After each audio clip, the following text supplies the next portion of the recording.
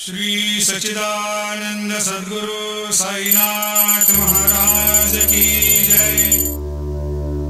ஸ்ரீ சாயி சச்சரித்தம். ஸ்ரீ சாய்பாபாவின் அற்புத வாழ்க்கையும் உபதேசங்களும் காலஞ்சென்ற ஹேமந்த் பந்த் அவர்களால் எழுதப்பட்ட மராட்டிய மூலத்திலிருந்து மொழிபெயர்க்கப்பட்டது. இது சாயின் வாக்கு. நீ நிச்சயம் முன்னேறுவாய். உன் மனதில் எதிர்காலத்தை பற்றிய பயம் இருந்தால் அதை தூக்கி எறிந்துவிடு. உன்னோடு நான் இருக்கிறேன். நீ செல்லும் இடமெல்லாம் சாய் துணையாக இருக்கிறேன். நல்லதே நடக்கும். அத்தியாயம் 38. இந்த அத்தியாயத்தில் பாபாவின் ஹண்டி, கோவிலை மதிக்காதிருத்தல், காலா அல்லது கதம்ப உணவு பற்றியும் ஒரு கிண்ணம் மோர் பற்றியும் பார்ப்போம். சென்ற அத்தியாயத்தில் நாம் பாபாவின் சாவடி ஊர்வலத்தை பார்த்தோம். இந்த அத்தியாயத்தில் ஹண்டி என்ற பாபாவின் சமையல் பாத்திரத்தை பற்றியும் மற்றும் சில விஷயங்களை பற்றியும் காண்போம். முன்னுரை. ஓ புனிதமான சத்குரு சாயி, உலகமனைத்துக்கும் மகிழ்ச்சியை நல்கி அடியவர்களின் நலன்களை நிறைவேற்றி தங்களின் திருவடிகளை சரணடைந்தவர்களின் பேரிடர்களை போக்குபவருமான தங்களை வணங்குகிறோம். மிகுந்த தாராள குணமுடையவராகவும் தங்களை சரணடைவோர்களின் பாதுகாவலராகவும் இரட்சகராகவும் விளங்கும் தாங்கள் மக்களுக்காக இறங்கி அவர்களுக்கு நன்மை செய்யவே அவதரித்திருக்கிறீர்கள். தூய ஆன்மாவின் சாராம்சமான சாறு பிரம்மாவின் அச்சில் ஊற்றப்பட்டு இதிலிருந்து ஞானிகளுக்குள் எல்லாம் முடிமணியாக சாயி அவதரித்து விளங்குகிறார். இந்த சாயி ஆத்மராமனே ஆவார். தூய தெய்வீக பேரின்பத்தின் இருப்பிடமே அவர். வாழ்க்கையின் அனைத்து குறிக்கோளையும் தாமே அவர் எய்தியதோடு நில்லாது தமது அடியவர்களை பற்றற்றவர்களாகவும் சுதந்திரமானவர்களாகவும் ஆக்கினார். பாபாவின் ஹண்டி. நமது சாஸ்திரங்களில் வெவ்வேறு காலங்களுக்கு வெவ்வேறு சாதனைகள் விதிக்கப்பட்டிருக்கின்றன. தவம் கிருதா யுகத்துக்கும், ஞானம் திரேதா யுகத்துக்கும், யஜ்யம் துவாபார யுகத்துக்கும், தானம் கலியுகத்துக்கும் சிபாரிசு செய்யப்பட்டிருக்கின்றன. தானங்கள் அனைவற்றிலும் அன்னதானமே சிறந்தது.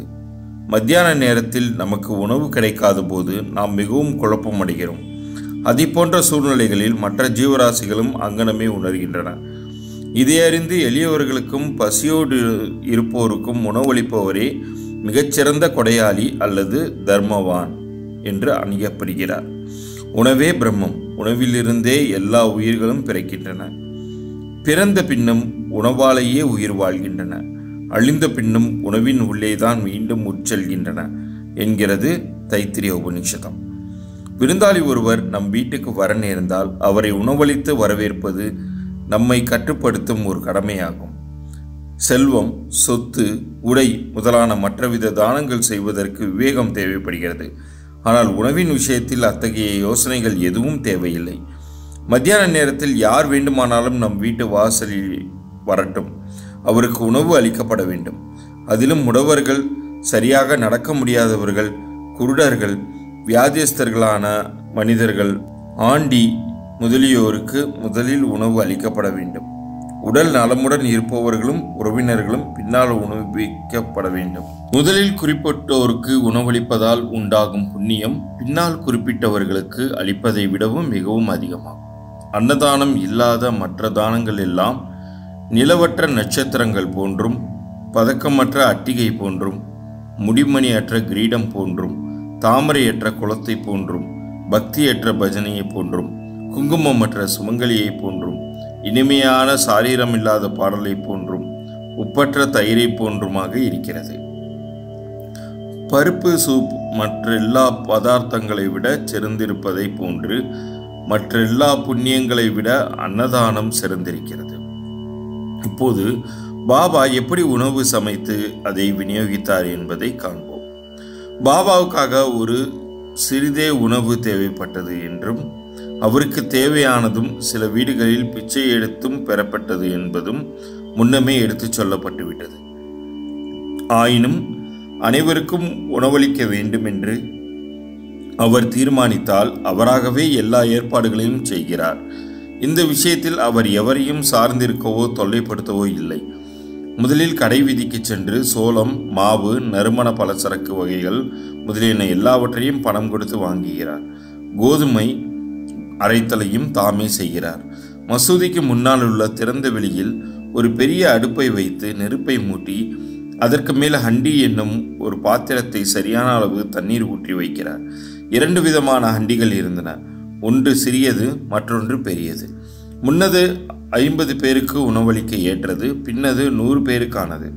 சில சமயம் அவர் மிட்டா சாவல் என்னும் சர்க்கரை பொங்கலை சமைத்தார். மற்றும் சில சமயங்களில் புலவை மாமிசத்துடன் சமைத்தார். சில சமயங்களில் கொதித்து கொண்டிருக்கும் பரன் என்னும் சூப்பில் கோதுமை மாவை சிறு உருண்டைகளாகவோ அல்லது தட்டையாக ரொட்டிகளாகவோ செய்து மிதக்கவிட்டார். வாசனை பொருட்களை அம்மியில் வைத்து இடித்து தூளை சமையல் பாத்திரத்தில் போட்டார். உணவை மிகவும் சுவையானதாக்க அவர் எல்லா சிரமங்களையும் எடுத்துக்கொண்டார். கேழ்வரகு மாவை தண்ணீருடன் கொதிக்க விட்டு அதை தயிருடன் கலந்து கூழ் தயார் செய்தார். உணவுடன் இந்த கூழை அனைவருக்கும் ஒரே மாதிரியாக விநியோகித்தார். உணவு ஒழுங்காக வேகிறதா என்பதை பார்க்க பாபா தனது கஃப்னியின் கைகளை மேலே சுருட்டிவிட்டு கொண்டு தனது வெறும் கையாலேயே கொதிக்கும் பாத்திரத்தில் துளியும் பயமின்றி கலவையை நன்றாக மேலும் கீழும் பக்கங்களும் கலக்கி விடுகிறார். கை வெந்ததற்கான எந்த அடையாளத்தையோ முகத்தின் பயத்தையோ எவ்வித சாயலையோ காண முடிவதில்லை. சமையல் முடிந்ததும் பாத்திரங்களை மசூதிக்கு கொண்டு வந்து உரிய முறையில் மௌல்வியை கொண்டு புனிதமாக்குகிறார். முதல் உணவின் ஒரு பகுதியை மகள்சாபதிக்கும் தாத்தியா பாட்டிலுக்கும் அனுப்பிவிட்டு மிச்சத்தை எல்லா ஏழை எளியவர்களுக்கும் திக்கற்றவர்களுக்கும் அவர்கள் உளம் நிறையும் வண்ணம் தமது கையாலேயே பரிமாறினார். பாபா தாமே சமைத்து தாமே பரிமாறிய உணவை உட்கொண்டவர்கள் நிச்சயமாக ஆசீர்வதிக்கப்பட்டவர்கள், அதிர்ஷ்டசாலிகள். இத்தருணத்தில் ஒரு சிலர் சந்தேகத்தையும் கிளப்பலாம். பாபா காய்கறிகளையும் அசைவ உணவையும் பிரசாதமாக தமது அடியவர்களுக்கு ஒரே மாதிரியாகவா வழங்கினார்? விடை வெளிப்படையானதும் எளிதானதும் ஆகும். அசைவ உணவு பழக்கப்பட்டோருக்கு ஹண்டியிலிருந்து பிரசாதமாக வழங்கப்பட்டது. அதில் பழக்கமில்லாதவர்களை அதை தொட அனுமதிப்பதில்லை. அவ்வுணவை விசேஷமாக அனுசரிக்க அவர் அவர்களிடம் எவ்வித விருப்பத்தையோ ஆசையோ தூண்டிய விட்டதில்லை. குருவே பிரசாதமாக எதையாவது அளிக்கும் போது அது ஏற்றுக்கொள்ளத்தக்கதா இல்லையா என்று எண்ணுபவன் நரகத்தை அடைகிறான் என்றும் ஒரு கொள்கை நன்றாக உறுதி செய்யப்பட்டிருக்கிறது. இந்த கொள்கையை எந்த ஒரு சீடனும் எவ்வித மனதில் ஏற்றுக்கொண்டிருக்கிறான் என்பதை அறிய சில நேரங்களில் பாபா சோதனைகள் நடத்துவார். உதாரணமாக, ஒரு ஏகாதசி தினத்தன்று தாதா கேல்கரிடம் சில ரூபாய்கள் கொடுத்து அவரையே நேராக கொரலாவுக்கு சென்று அங்கிருந்து மாமிசம் வாங்கி வரும்படி கூறினார். இந்த தாதா கேல்கர் ஒரு வைதிக பிராமணர். எல்லா வைதிக சம்பிரதாயங்களையும் வாழ்க்கையில் அனுசரித்தவர். செல்வம், தானியங்கள், உடை முதலியவைகளை சத்குருவிற்கு சமர்ப்பிப்பதெல்லாம் போதாதென்று முழு நிறை நம்பிக்கையுள்ள கீழ்ப்படிதலும் அவரது உத்தரவுகளை சரிநுட்பமாக நிறைவேற்றுதலுமே அவரை மிகவும் மகிழ்விக்கும் உண்மையான தட்சணையாகும் என்பதை அவர் அறிவார். எனவே தாதா கேல்கர் உடைகளை உடுத்தி கொண்டு அவ்விடத்துக்கு கிளம்பினார். பிறகு பாபா அவரை கூப்பிட்டு, நீயே போகாதே, யாரையாவது அனுப்பு என்று கூறினார். இதன் பேரில் தாதா தனது வேலையால் பாண்டுவை இதற்காக அனுப்பினார். பாபா அவரையும் திரும்பி வர சொல்லி அதையும் ரத்து செய்துவிட்டார். மற்றொரு சந்தர்ப்பத்தின் போது புலவ் என்னும் மாமிசக்கரியில் உப்பு சரியாக இருக்கிறதா என்பதை சற்று சுவைத்து பார்க்கும்படி பாபா தாதாவை கேட்டுக்கொண்டார். பின் அவர் சாதாரணமாகவும் முறைக்காகவும் அது சரியாக இருக்கின்றது என்று கூறினார். அதற்கு பாபா, நீ அதை கண்ணால் பார்த்ததோ நாவால் சுவைத்ததோ கிடையாது. பின்னர் அது சுவையாய் இருக்கிறது என்று எப்படி உன்னால் உரைக்க முடியும்? பாத்திரத்தின் மூடியை திறந்து பார் என்று கூறிக்கொண்டே பாபா அவரது கையை பிடித்து பானைக்குள் அழுத்தி கையை முன்னால் நீட்டி கரண்டியை எடுத்து, வைதிகத்தை பற்றி கவலைப்படாமல் பதறாமல் கொஞ்சம் எடுத்து சாப்பாட்டில் போட்டுக்கொள் என்றார். தாய்க்கு குழந்தையிடம் ஒரு உண்மையான அன்பின் அலை தோன்றும் போது அதை கிள்ளிவிட்டு அழத் தொடங்கியதும் தன் மார்போடு அணைத்துக் கொள்கிறாள். அவ்வாறே பாபா உண்மையான தாய் என்ற முறையில் தாதா கேல்கரை இவ்விதமாக கிள்ளிவிட்டார். உண்மையில் எந்த ஞானியோ அல்லது குருவோ தடுக்கப்பட்ட உணவை தமது வைதிக சீடனை உண்ணும்படி வற்புறுத்தி அதன் மூலம் தம்மை கீழ்மைப்படுத்திக் கொள்ள மாட்டார்கள். இந்த ஹண்டி விவகாரம் 1910ஆம் ஆண்டு வரை சில காலம் நடந்தது. பிறகு நின்றுவிட்டது. முன்னரே கூறியதை போன்று தாஸ்கனு பாபாவின் புகழை பம்பாய் மாகாணமெங்கிலும் தம் கீர்த்தனைகளால் பரப்பினார். அப்பகுதியிலிருந்து ஷிரடிக்கு மக்கள் திரளாக வந்து கூட தொடங்கினர். ஷிரடி சில நாட்களுக்குள்ளாகவே ஒரு புனித கஷேத்திரம் ஆகிவிட்டது. பக்தர்கள் வெகுமதி அளிப்பதற்காக பல்வேறு பொருட்களை கொண்டு வந்தனர். வெவ்வேறு உணவுகளை நைவேத்தியமாக சமர்ப்பித்தனர். அவர்கள் அவ்வாறு அளித்த உணவுப் பொருட்கள் எவ்வளவு என்றால், பக்கிரிகளும் ஆண்டிகளும் வயிறு புடைக்க உண்டுவிட்டு பின்னும் மீதி இருக்கும் அளவு இருந்தது. எப்படி நைவேத்தியம் பகிர்ந்தளிக்கப்பட்டது என்று கூறும் முன்பு, உள்ளூரில் இருந்த கோயில்களின் மீதும் தெய்வங்களின் மீதும் பாபாவுக்கு எத்தகைய மரியாதையும் ஆர்வமும் இருந்தது என்பதை விளக்கும் நானா சாஹேப் சந்தோர்கரின் கதையை எடுத்துக்கொள்வோம். நானா சாஹேப் கோயிலை மதியாதிருத்தல். சிலர் தங்களுக்கே உரிய முறையில் அனுமானித்து கொண்டும் யூகித்து கொண்டும் சாயி ஒரு பிராமணர் என்றும் சிலர் அவர் ஒரு முகமதியர் என்றும் கூறினர். உண்மையில் அவர் எந்த ஜாதியையும் சேர்ந்தவர் அல்ல. எப்போது எந்த ஜாதியில் பிறந்தார் என்பதையும் அவரது பெற்றோர் யார் என்பதையும் ஒருவரும் நிச்சயமாக அறிந்திருக்கவில்லை. முன்பே அத்தியாயம் 7 உள்ள பாபாவின் சொந்த கூற்றுப்படி அவர் பிராமணர் என்றாலும் பரமாத்மாவிடம் தன்னை முழுவதுமாக சரணாகதி செய்து அகங்காரத்தையும் உடல் உணர்வையும் ஒழித்து அவருடன் ஒன்றாகி விடுபவனுக்கு ஜாதி தேசம் என்னும் கேள்விகள் குறித்து கருத்து கொள்வதற்கு ஏதும் இல்லை. பின்னர் அவர் எப்படி ஒரு பிராமணராகவோ முகமதியராகவோ இருக்க முடியும்? அவர் ஒரு முகமதியர் என்றால் மசூதியில் அணையாமல் எப்போதும் துணியை எப்படி எரிய வைத்துக் கொண்டிருக்க முடியும்? அங்கு எப்படி ஒரு துளசி பிருந்தாவனம் இருந்திருக்க முடியும்? சங்கோசை, மணி ஓசை, இன்னிசை கருவிகள் ஆகியவைகளை எப்படி அனுமதிக்க முடியும்? அவர் ஹிந்து வழிபாட்டு முறைகளின் எல்லா அம்சங்களையும் எப்படி நடக்க விட்டிருக்க முடியும்? அவர் முகமதியராக இருந்திருந்தால் அவர் காதுகள் குத்தப்பட்டிருக்குமா? இந்து கோயில்களை செப்பனிட தம் கையில் இருந்த பணத்தை அவர் செலவு செய்திருக்க முடியுமா? மாறுபாடாக இந்து கோயில்களையும் தெய்வங்களையும் மதியாமல் இருப்பதை அவர் சிறிதும் சகிப்பதே கிடையாது. ஒருமுறை நானா சாஹேப் சந்தோர்கர் பினிவாலே என்னும் தனது ஷட்டகருடன் ஷிரடிக்கு வந்தார். அவர்கள் மசூதிக்கு சென்று பாபாவின் முன்னால் அமர்ந்து பேசிக்கொண்டிருந்த போது பாபா திடீரென்று நானா சாஹேப்பின் மீது கோபமடைந்தார். நீ இவ்வளவு காலம் எனது கூட்டுறவில் இருக்கிறாய், எப்படி நீ இவ்விதம் நடந்து கொள்கிறாய் என்று அவரை கேட்டார். முதலில் நானா சாஹேப்புக்கு ஒன்றும் புரியவில்லை. தாழ்மையுடன் விளக்கும்படி கேட்டுக்கொண்டார். பாபா அவரை கோபர்காவன் எப்போது வந்தார் என்றும் அங்கிருந்து ஷிரடிக்கு எப்படி வந்தார் என்பதையும் கேட்டார். உடனே நானா சாஹேப் தன் தவறை புரிந்து கொண்டார். அவர் ஷிரடிக்கு வரும்போதெல்லாம் கோபர்காவனில் கோதாவரி கரையில் உள்ள தத்தரின் கோவிலை வழிபட்டு வருவது வழக்கம்.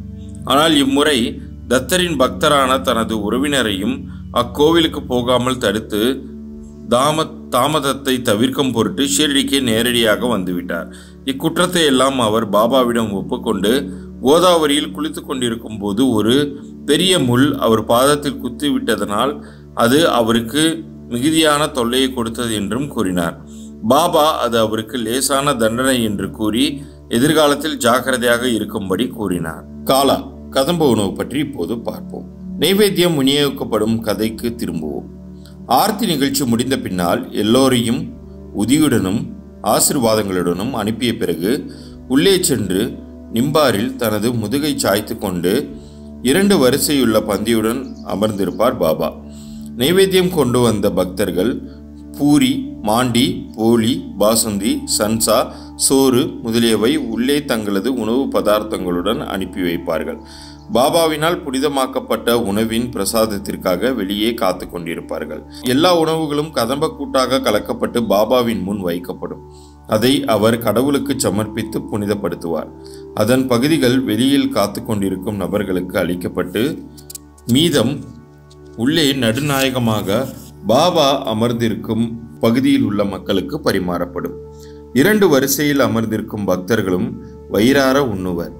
புனிதமாக்கப்பட்ட உணவை உள்ளே அமர்ந்திருக்கும் அனைவருக்கும் ஒவ்வொருவரின் தேவையையும் சௌகரியத்தையும் கவனித்து பரிமாறும்படி நானா சாஹேப் நிம்போன்கரையும் ஷாமாவையும் பாபா தினந்தோறும் கேட்டுக்கொள்வார். அவர்கள் இதை மிகவும் ஜாக்கிரதையாகவும் பிரியத்துடனும் செய்வர். இவ்வாறு அளிக்கப்பட்ட ஒவ்வொரு கவல உணவும் அடியவர்களுக்கு போஷாக்கையும் திருப்தியையும் தந்தது. இத்தகைய இனிமையான விருப்பமான புனிதமாக்கப்பட்ட உணவு அது. எப்போதும் புனிதமானதும் தெய்வீகமானதும் அது. ஒரு கிண்ணம் மோர் பற்றி இப்போது பார்ப்போம். ஒருமுறை இந்த கூட்டத்தில் இருந்தபோது ஹேமந்த் பந்த் வயிறு நிறைய சாப்பிட்டு விட்டார். அப்போது பாபா அவருக்கு ஒரு கிண்ணத்தில் மோர் கொடுத்தார். அதன் வெண்மையான தோற்றம் அவரை மகிழ்வித்தது. ஆனால் வயிற்றில் அதற்கு இடம் இருக்காது என்று அஞ்சி லேசாக உறிஞ்சினார். மிகவும் சுவையாக இருந்தது. அவரது தடுமாறும் எண்ணத்தை புரிந்து கொண்ட பாபா, எல்லாவற்றையும் குடித்துவிடு, இனிமேல் இம்மாதிரி வாய்ப்பு உனக்கு கிடைக்காது என்று கூறினார். அப்போது ஹேமந்த் பந்த் அதை முழுக்கவும் பருகினார். பாபாவின் உரை தீர்க்க தரிசனமானது என்று கண்டார். ஏனெனில் பாபா சீக்கிரத்தில் மகா சமாதி அடைந்தார். இப்போது வாசகர்கள் ஹேமந்த் பந்துக்கு நிச்சயம் நன்றி செலுத்த வேண்டும். அவர் கிண்ணத்தில் இருந்த மோரை அருந்தினார். ஆனால் பாபாவின் லீலைகள் என்ற ரூபத்தில் வேண்டிய அளவு அமிர்தத்தை நமக்கு விநியோகித்திருக்கிறார். பற்பல கிண்ணங்கள் அமிர்தத்தை நாம் பருகுவோம். இதன் மூலம் திருப்தி அடைந்து மகிழ்வோம். ஸ்ரீ சாயியை பணிக. அனைவருக்கும் சாந்தி நிலவட்டும். அத்தியாயம் 38 நிறைவடைந்தது.